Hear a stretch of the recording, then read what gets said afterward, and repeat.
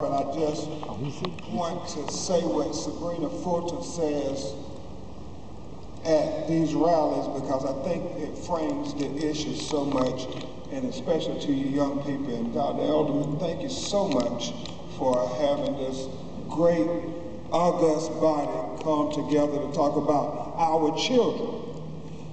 Sabrina said at the Million Hoodie Rally, and she has a head cold today, and it's much like that day in New York when she walked out in front of those 30,000 young people, because this wasn't corporate organized or anything. This was Facebook and Twitter. Said Trayvon's parents were in New York doing an interview, and we want to show support. We had no idea what was waiting on us outside of 30 Rockefeller Plaza. And they said hoodie rally, and we fully didn't grasp the concept of hoodie rally until we got out there and saw those young people. And Tracy and I were very concerned about her because she was overwhelmed with emotion, talking about the loss of her child. And we had did it with Good Morning America Today show, and Anderson Cooper, and then with Reverend Sharpton. And so you can imagine a mother's emotional grief, having to tell about her baby boy died in this unimaginable way. And she said, do I have to do it? And we said, Tracy, we said, you should thank the crowd. And she came and she said, okay, and the media was everywhere, there were people pushing. And she said these words. She said, I simply want to thank you for standing up for my son, Trayvon Martin. But he's not just my son, he's your son. He's all our son. And if it happened to my child, it can happen to your child. So we all have to stand up for Trayvon. We all have to stand up for justice. And so I want to amend that just a little bit, since there's so many young people in the audience, and simply say this: if it happened to Trayvon, it can happen to you too. We all have to stand up for justice. I told Dr. Elderman this morning that I was on the phone with the reporter from the New York Times, and God meant for us to be here at the CDF convention this morning, because I had been talking a lot as a legal representative about Emmett Till's death almost 60 years ago, and Trayvon Martin, and how far have we come in America in the reference to equal justice. Can everybody in America get equal justice? And the reporter called me this morning, Reverend Moss, and told me that, well, Mr. Crump, you keep talking about this. We wanted to get a quote from you because today is Emmett Till's birthday. 71 years ago today, Emmett Till was born in Mississippi. I'm sorry, in Chicago. And it really was heavy on my heart because I thought about what Thurgood Marshall said.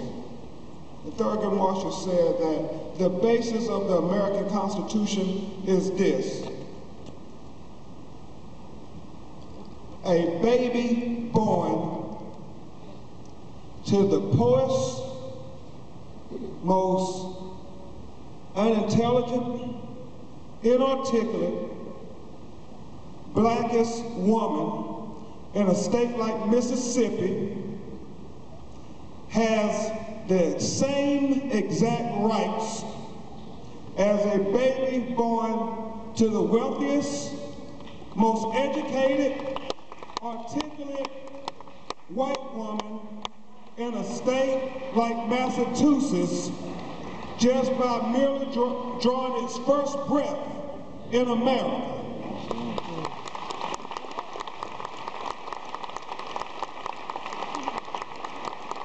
Now, Ms. Wolf, Justice Marshall said, I know that isn't true yet, but I challenge anybody from saying that's not a goal worth fighting for, and I challenge anybody to say that is not what makes America the greatest country in the world. In getting justice for Trayvon Martin, equal justice. The Martins don't want anything but equal justice, simple justice.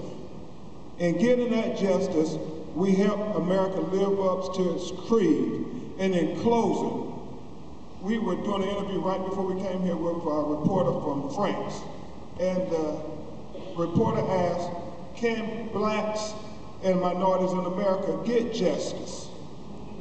Can they get justice? And this is what the world is asking. And I said to her, yes, we can. I believe in my heart we can get justice.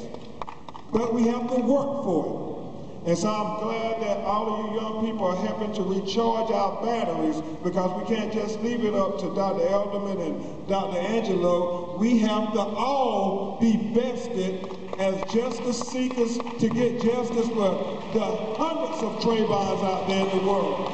And we will know how far we have come when we have this trial to hold the killer of Trayvon Martin accountable for killing this unarmed child with a bag of Skittles and a can of Arizona iced tea.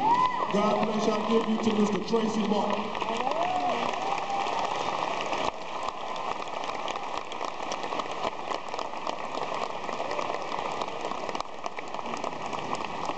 First, I'd like to start off by thanking